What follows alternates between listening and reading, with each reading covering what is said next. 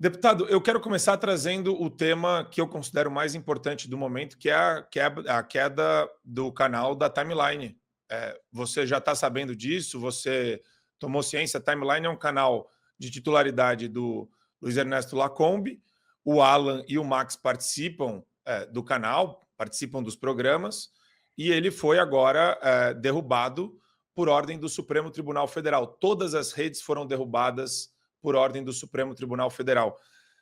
Existe alguma medida por parte dos deputados federais com relação a tudo isso que está acontecendo para pressionar o Supremo Tribunal Federal? Eu sei que a gente está no clima de eleição do Hugo Mota, do Alcolumbre, lá para a Câmara e para o Senado.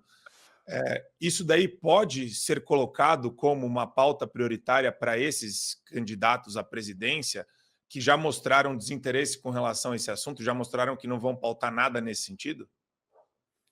Marco, obrigado pela pergunta, porque e eu quero aproveitar para cumprimentar o Lacombe que está aqui com a gente, porque a gente está nessa batalha pela liberdade de expressão, que é essencial, que é condição fundamental para a existência da democracia.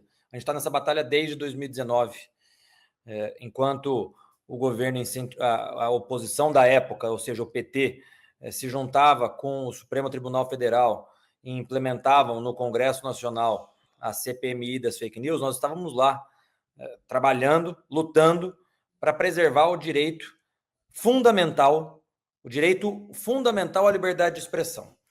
Agora, é importante que se diga algumas questões. A primeira delas, essa decisão não tem qualquer respaldo jurídico.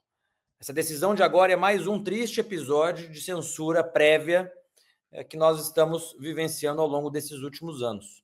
E por que eu falo censura prévia? Porque a Constituição Federal ela proíbe qualquer tentativa de censura prévia.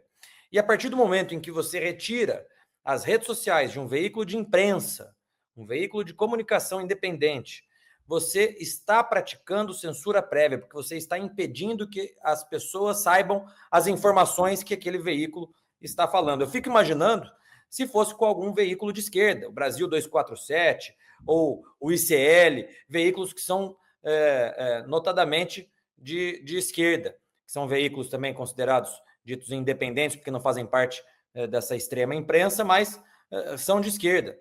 Então, essa decisão ela é completamente ilegal, inconstitucional, é mais um triste episódio dessa batalha que nós estamos vivenciando desde 2019, da censura avançando cada vez mais, e a censura prévia agora, que é vedada pela Constituição Federal, que tem se transformado em regra, infelizmente.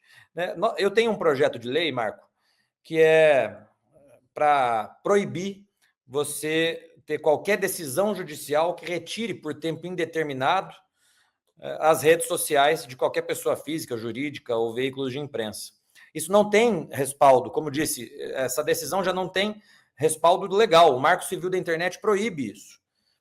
Então, mesmo assim, como nós estamos vivenciando momentos em que decisões judiciais são feitas sem base jurídica, sem base legal, eu tenho esse projeto de lei que já está protocolado há uns 2, 3 anos atrás, foi na legislatura anterior, pode ser uma solução, pode ser um caminho, para que esses episódios não voltem a ocorrer.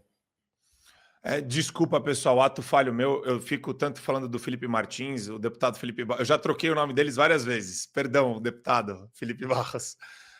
Lacombe, queria saber, você tem uma pergunta para o deputado?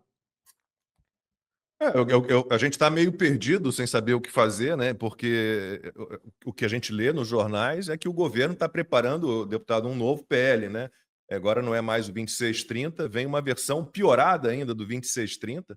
E o Rui Costa está aí dizendo que na semana que vem, já, na volta dos trabalhos legislativos, eles vão tentar empurrar esse PL. Então, eu quero saber como é que está o movimento parlamentar, porque a gente lembra que o movimento popular de reação ao PL da censura, ao 2630, foi muito forte, e o Arthur Lira, que de certa forma apoiava o projeto, né, ele percebeu que perderia a votação e tirou da pauta.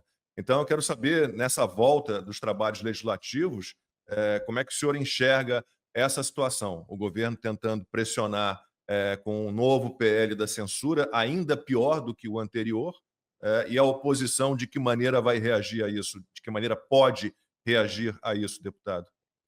Lacombe, eu vou ser muito honesto com todos vocês e com a nossa audiência aqui.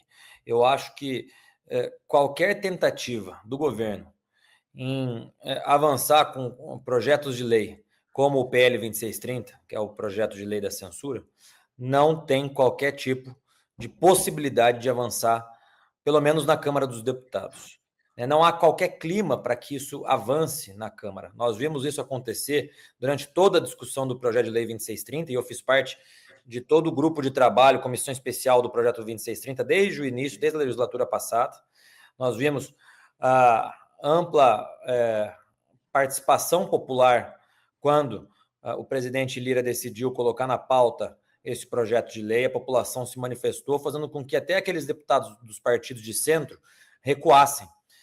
Aí o Lira retirou de pauta e criou um grupo de trabalho ou uma comissão especial, não lembro se foi qual das duas. Mas o fato é que os partidos sequer indicaram os membros para o grupo de trabalho do projeto de lei 2630, porque nenhum parlamentar queria enfrentar esse debate e enfrentar a opinião pública que é majoritariamente contra o projeto de lei 2630. Então, se o foco do governo é esse, o governo vai levar mais uma lapada dentro da Câmara dos Deputados, eu não tenho a menor dúvida disso.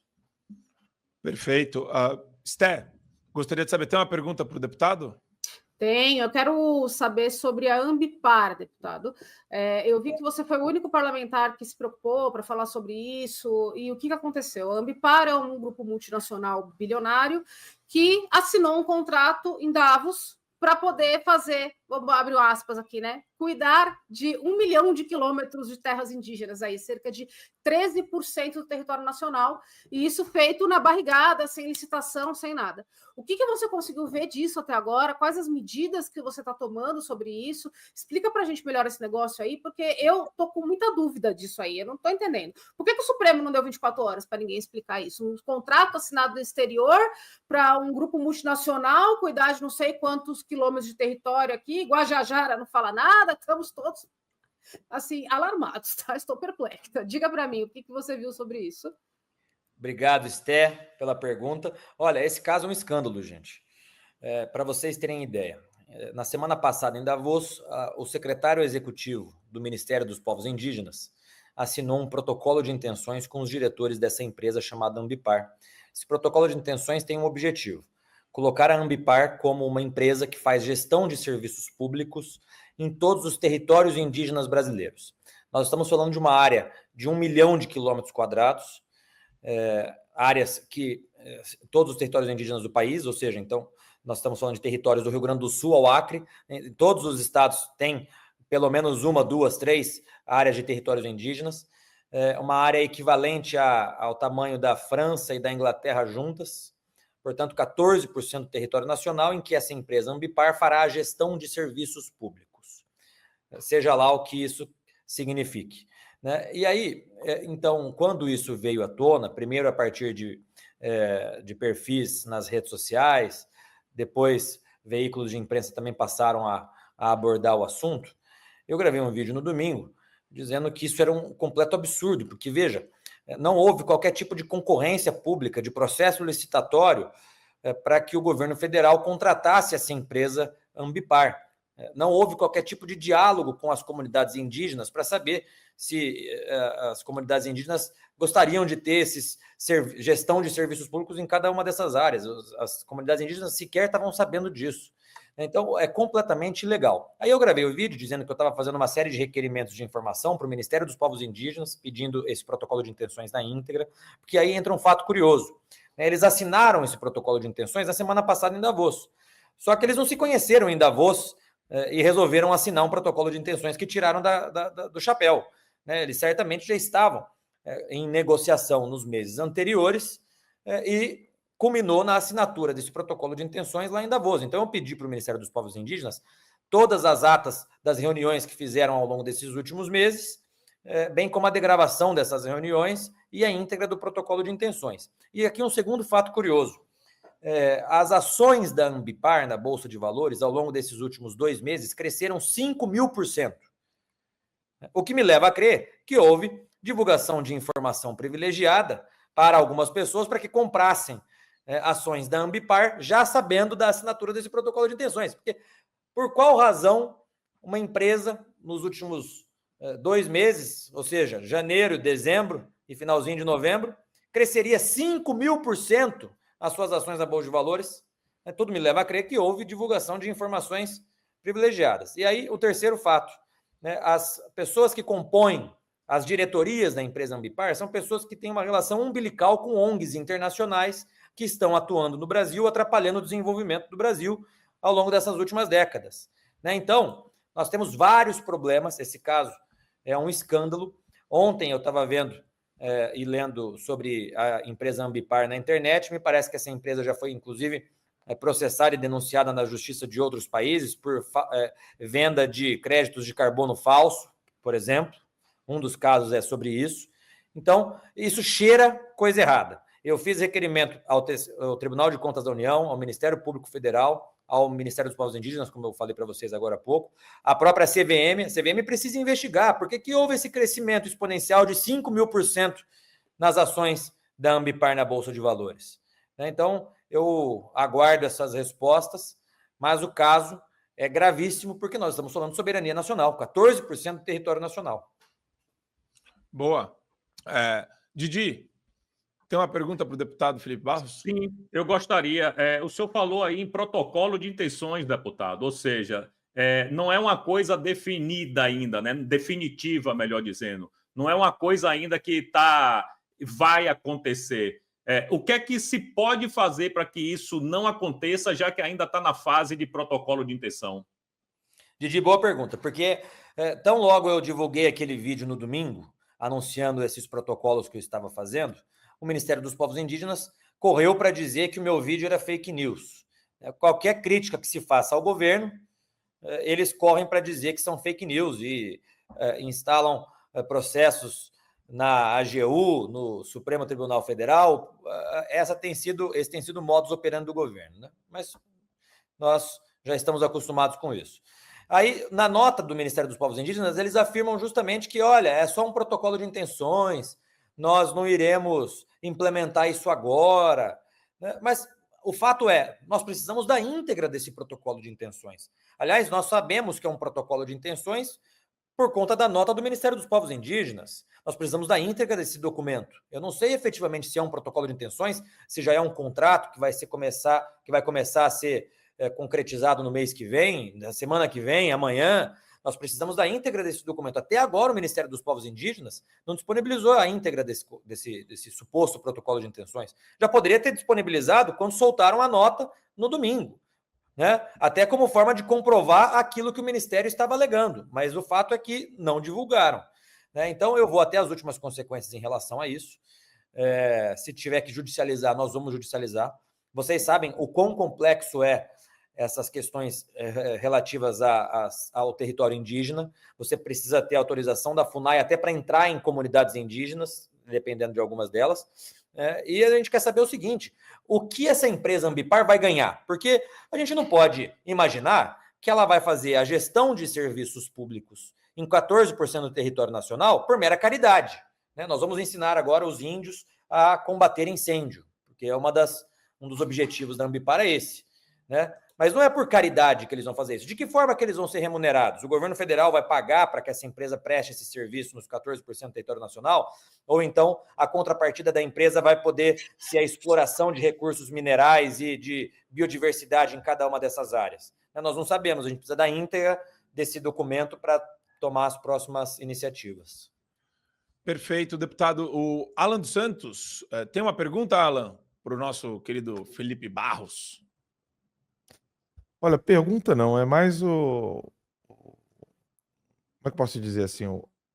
Eu tenho visto muito o Congresso brasileiro tentando se preocupar com comissões e, por exemplo, o apoio ao Mota, o apoio ao Alcolumbre. Já vi várias explicações do Eduardo, do próprio Jair Bolsonaro. E o que a gente está vendo é que cada vez mais os deputados de direita não estão num consenso. Quando estão dialogando com o povo, tentam trazer a experiência de Congresso, porque vocês realmente precisam de comissões, sem comissões parlamentares não são nada. Só que essas alianças com Alcolumbre, Mota, o Mota lá junto com... Ontem era o Tarcísio, Mota, Valdemar Costa Neto, Valdemar Costa Neto. Gleisi Hoffmann. Tinha Gleisi petista, tinha todo mundo. Gleizinha tava lá. E, assim, eu entendo essa questão da necessidade das comissões, mas o povo fica ali vendo os partidos de direita não conversarem, né, o Novo com o PL, etc. E a coisa vai se transformando assim. Eu estou vendo um flashback do que o Olavo falava da época do PFL, né, quando o PFL não estava ali peitando os esquerdistas, e o PFL foi deixando, o DEM depois foi enfraquecendo. E o meu medo é que esses partidos que são necessários para que vocês estejam nesses partidos, meu medo é que esses partidos cada vez mais fiquem num contorno de ser o mais do mesmo, de ser aquela água insalubre ali, e o pessoal não ter um partido e uma agenda muito clara conservadora. Como é que vai resolver essa equação de necessidade de comissões e, ao mesmo tempo, apoiando políticos que, quando fala o nome, a gente tem vontade de vomitar? Alan, uma excelente... Não foi bem uma pergunta, né? Foi um comentário, mas eu também tenho essas ponderações quando converso com os nossos colegas e até pensando assim comigo mesmo. Mas, assim, vou tentar trazer para vocês aquilo que eu penso sobre as eleições de presidência da Câmara e do Senado. Olha, bom, em primeiro lugar, a gente precisa entender quem são os nossos verdadeiros adversários. Na minha opinião, o nosso principal adversário é o PT, é a esquerda, são os comunistas, é o governo federal, é o Lula, né? Isso é um fato. Portanto, nós temos ali os partidos de centro, que fizeram parte do governo Bolsonaro e que fazem parte agora do governo Lula e que fazem parte de todos os governos, independente de qual governo seja. Esse é o primeiro fato, identificar os nossos verdadeiros adversários. Segundo ponto, entender que nós estamos num regime em que os partidos de centro detêm aproximadamente 300 votos, nós da direita 120, 130 e mais 120, 130 dos comunistas, dos partidos de esquerda, enfim. Ou seja, nós, só o bloco da direita, não temos os votos suficientes para ganhar uma eleição de presidente da Câmara. Para isso, nós precisaríamos ter pelo menos 257 votos, né, o que pode ser, inclusive, uma meta para 2026. Nós temos uma bancada hoje de 100, vamos aumentar para que a gente tenha pelo menos 200 deputados, porque aí a gente consegue arregimentar outros tantos de outros partidos. Então, saber dos fatos, né? Nós temos uma bancada de 130, que não é suficiente para ganhar uma eleição. Então, veja, você tem alguns fatos. O sucessor do Lira, o deputado Hugo Mota, ampla vantagem. Né? Qualquer outra candidatura, pelo menos a eleição, a gente sabe que só termina a hora que abre a urna, mas até agora nenhuma outra candidatura aposta tem chances de ganhar a eleição do Hugo Mota. Daí nos resta duas alternativas. Ou estaremos no bloco junto com quem nitidamente vai ganhar a eleição, ou ficamos fora do bloco. Né? E a nossa escolha, a depender da nossa escolha, nós teremos as consequências dela. Né? Se nós estivermos fora do bloco, o PL, que é o maior partido da Câmara, vai ficar sem as principais comissões da casa, não vai sentar à mesa para conversar sobre as pautas que devem avançar na Câmara e as pautas que não devem avançar, e nós ficamos, portanto, sem os meios de ação para agir enquanto oposição e avançar com as pautas que nós queremos avançar. Né? Eu defendo, e sempre defendi, vocês vão se lembrar na época da briga do PSL, enfim, todo aquele processo que a gente passou lá atrás, eu defendia naquele momento e defendo agora. Eu prefiro ter os meios de ação na Câmara dos Deputados para, pelo menos, que a gente tenha a perspectiva de avançar com as nossas pautas, do que simplesmente apostar numa candidatura que, apesar de boa, não tem viabilidade absolutamente nenhuma, e a gente fica fora da mesa de negociações. Né? Para vocês terem uma ideia, nossa audiência saber desse fato. Toda semana se faz as reuniões de líderes, em que os líderes de todos os partidos do governo, da oposição, sentam e debatem as pautas que vão serem votadas naquela semana. Né? Então, se nós estivermos sentados na mesa, conversando sobre as pautas, se nós tivermos a primeira vice-presidência, que é isso que está comprometido na Câmara e no Senado, a gente certamente terá os meios de ação para avançar com as nossas pautas. Teve, no ano passado, uma oportunidade em que o Lira foi viajar e o Sóstenes, que era um dos vice-presidentes do nosso partido, presidiu e pautou o projeto de lei das armas, que foi construído pelo Polon. Nós conseguimos aprovar numa sessão presidida pelo Sóstenes. Então, isso vale tanto para a Câmara quanto para o Senado. O que está sendo negociado é o PL na primeira vice-presidência da Câmara e o PL na primeira vice-presidência do Senado. Eu acho que a gente começa a ganhar corpo para avançar com as nossas pautas. Além das comissões, eu acho que o fato mais importante do que as comissões, Alan, é estar na mesa executiva da Câmara e do Senado.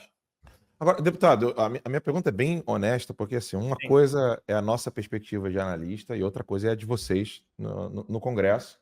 E eu sou muito receptivo em entender melhor a perspectiva do congressista, porque eu sou povão, eu quero pau tipo porrada de bomba, né?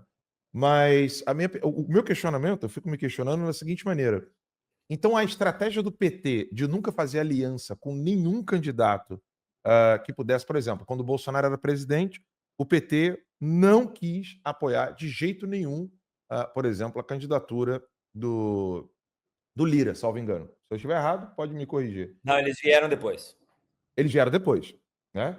Ou seja, eles já eram um partido grande e peitaram para poder chegar na negociação um pouco mais forte. O que eu percebo é que o PL não está peitando para chegar na negociação mais forte. Já chega dizendo, por favor, me dá um cantinho aí. Eu acho que essa é a minha perspectiva de analista. Não sou político, entendo perfeitamente que existe a necessidade de vocês estarem ali na mesa, nas comissões, etc. A minha perspectiva de fora, né, e eu quero ouvir um parlamentar explicar melhor isso para mim, é que a negociação ela já começa já baixando as calças, sendo bem sincero. Ou seja, falta um pouco mais de falar assim, olha, aqui não, né, nós queremos dessa maneira, você só terá nosso apoio se isso aqui... E aí, nem que seja para fingir para o público, para mim, eu fico ali igual um otário, felizão, achando que alguma coisa vai andar. Nem que seja falar assim, olha, vai lá, peita e o público vai lá, isso mesmo, a gente tem que negociar já com um pouco mais de fibra, porque senão, assim, logo de cara, é o Hugo Mota, logo de cara é o Alcolumbre, e aí, no frigir dos ovos, o Alcolumbre vai ser eleito de qualquer maneira, o Mota vai ser eleito de qualquer maneira, e quem fica à mercê os deputados e o povo, né? Eu entendo perfeitamente, eu não estou aqui fazendo discurso de não, tem que peitar de qualquer maneira, não é isso. Afinal de contas, a gente não teria o Nicolas. Eu acho que o Alan está batendo num ponto que eu acho bem interessante, que é a semiótica do negócio todo, né? A impressão que passa para todo mundo é, poxa vida, mas o que está sendo negociado, por mais que seja uma vaga numa comissão ou na mesa, a ideia é que os discursos enfáticos de impeachment do Moraes ou de PL da anistia ou de defesa contra projetos de lei de censura que eles estão tentando passar agora, vão tentar colocar força máxima nesse começo de ano legislativo, parece que isso tudo vai vir de arrastado depois e não é colocado antes, que daria mais força também, né? Eu entendo que isso dá um poder de pressão maior, porque a população está do lado de vocês nesses pontos, né? A população está bem atrás de vocês nesses pontos. Sim, Alan... Desculpa, enfatizar isso que ele falou, né? Se temos só 100, por que não 200, né? O Alan teve uma fala agora no final, que é a política como ela é, né? A eleição do Hugo Mota e do Alcolumbre são fatos, né? A não ser que aconteça uma hecatombe nuclear, mas são fatos, né? Então, ou estaremos juntos com eles e negociando espaços que nos deem os meios de ação para avançar com as nossas pautas, ou ficaremos de fora, unicamente gritando na tribuna da Câmara dos Deputados. Eu me lembro, Alan, na primeira eleição do Lira, né? Então a gente vinha ali com a presidência do Rodrigo Maia, o Lira foi candidato, na época nós estávamos no governo Bolsonaro, todos nós, além de vários partidos de centro, apoiamos o Lira, e a esquerda apoiou o deputado Baleia Rossi, né? Vocês vão se lembrar desse movimento, o deputado Baleia do MDB, junto com as esquerdas, então ficou a disputa entre Lira e Baleia. Qual foi a consequência? Nos anos seguintes, o PT e os partidos que estiveram junto com Baleia tiveram pouquíssimos ou quase nenhum espaço dentro da Câmara dos Deputados, fazendo com que na reeleição do Lira, né, claro que reeleição é sempre mais fácil, mas na reeleição dele, além dos partidos que já estavam com ele, né, o PT e os outros partidos que no passado tinham apoiado o Baleia Rossi vieram correndo a apoiar o Lira justamente para garantir espaços a esses partidos, né? Eu acho que é um movimento mais ou menos semelhante que aconteceu agora. Existe muita conversa de bastidor, o presidente Bolsonaro conversa com Lira, eles são amigos pessoais, nós sabemos disso, né? Nós conversamos ali dentro com os outros líderes, falamos de pautas, o próprio Hugo Mota se reuniu com a bancada disse quais são as nossas pautas prioritárias, a anistia, a primeira delas, a defesa das liberdades, como a liberdade de expressão foi uma segunda pauta que foi muito solicitada ao deputado Hugo Mota, né? Então, até para que a gente tenha os votos dos partidos de centro para garantir a aprovação dessas pautas, é necessária essa interlocução, né? Não adianta só a gente ficar gritando na tribuna, sendo que a gente não consegue aprovar e avançar com as nossas pautas. Então, esse trabalho de interlocução tem que ser feito desde já, né? Agora, uma coisa eu garanto para vocês, todas essas pautas foram colocadas na mesa. No momento em que o Hugo Mota se reuniu com a nossa bancada, se reuniu com o Altineu, se reuniu com o Sóstenes, e repito aquilo que eu disse no começo, eu acho que o principal, mais do que as comissões, o fato de nós termos a primeira vice-presidência da Câmara e a primeira vice-presidência do Senado, e regimentalmente, para vocês saberem, a primeira vice-presidência do Senado também é o primeiro vice-presidente do Congresso Nacional, né? Então, o primeiro vice-presidente do Congresso Nacional, ou seja, da Câmara e do Senado juntos, são nossos. Isso é uma força enorme e pode fazer com que as nossas pautas avancem. Perfeito. O papel do político é engolir. É bom deixar isso claro, né? É bom o Felipe Barros falar isso, porque do nosso lado a gente não quer engolir sapo nenhum, né? Só que se eles não engolirem, eles não vão conseguir fazer nada, né? E às vezes a gente tem que engolir um sapão desse tamanho. Sapão, tem o sapo Intanha, que está lá no Supremo. Esse daí vocês engolem todos os dias. Esse manda no Brasil inteiro. O mesmo vale para o Senado, né, Felipe? Desculpa interromper, Didi. Mas que isso sirva de lição para a galera, porque a gente precisa de 200, 250 políticos lá e outra coisa, de mais de um partido. Que aí a gente não estaria nessa situação agora, né? Vantagem da Flórida aqui, já viu o tamanho dos sapos daqui? Tudo pequenininho. E sapo mesmo, né, gente? O Sapo Grande está no Supremo. O Sapo Grande está no Supremo. Deputado Felipe, eu queria agradecer demais. Eu não sei se o Didi tinha uma pergunta ainda para fazer. Não, é rapidinha. A mesma lógica que a gente está comentando da Câmara aqui vale para o Senado. Só que no Senado eu acho que tem um rapaz que se chama Davi Alcolumbre, e eu queria só que você me explicasse rapidinho, Felipe, se você souber, né, se você estiver inteirado sobre esse assunto, porque parece que a negociação do PL para apoiar o Alcolumbre é até para a reeleição, para que ele também possa pautar a reabilitação do presidente Bolsonaro agora, já nessas próximas eleições. Você está sabendo de alguma coisa sobre isso? Didi, eu vi aquela blogueira da Globo News falando sobre isso, mas como tudo vem dela, eu duvido, né? Eu confesso para você que não busquei confirmar essa informação, né? Mas vi através dela falando sobre isso e vi algum recorte nas redes sociais. Confesso que não confirmei essa informação. Agora, a mesma lógica da Câmara vale para o Senado. Nós teremos lá, se tudo der certo, a primeira vice-presidência do Senado Federal, que pode, na ausência do presidente, e é importante que a população saiba, quando a gente fala na ausência do presidente, isso acontece com frequência, né? Porque os presidentes da Câmara e do Senado têm missões oficiais, vão viajar, vão fazer reuniões nos ministérios, enfim, então é com uma certa frequência que os primeiros vice-presidentes assumem a presidência, tanto da Câmara quanto do Senado. E, estando o presidente, ele que coloca na pauta aquilo que ele quer e tira da pauta aquilo que ele quer, né? Então, dando tudo certo, a primeira vice-presidência do Senado também será nossa. Na eleição passada, nós tivemos a candidatura do líder Rogério Marinho, que fez, salvo engano, um pouco mais de 30 votos, foi uma votação expressiva, mas não foi suficiente para ganhar. E o PL ficou sem absolutamente nenhum espaço, né? Precisaram passar praticamente um ano inteiro negociando com outros partidos a cessão de alguns espaços, seja nas presidências de comissões, seja até na própria mesa. Então, eu acho que por isso que os senadores também optaram por fazer essa composição nesse momento. Perfeito. Deputado, queria agradecer demais. Obrigado pelo papo. A gente poderia ficar horas conversando com você para entender os bastidores.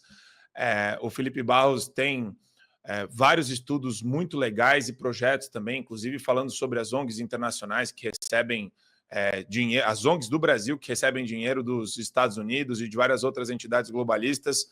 Faz um trabalho muito sério na Câmara dos Deputados. Queria te agradecer, deputado. Obrigado pelo espaço aqui no Show da Manhã. E as redes aqui do deputado Felipe Barros T no X e Felipe Barros Oficial no Instagram. Valeu, deputado. Um ótimo dia para você. Obrigado, Marco. Uma alegria participar aqui com todos vocês. Um abraço a todos vocês e a quem está nos acompanhando por aqui. Obrigado pela oportunidade de falar com vocês. Valeu, um abraço, um ótimo dia.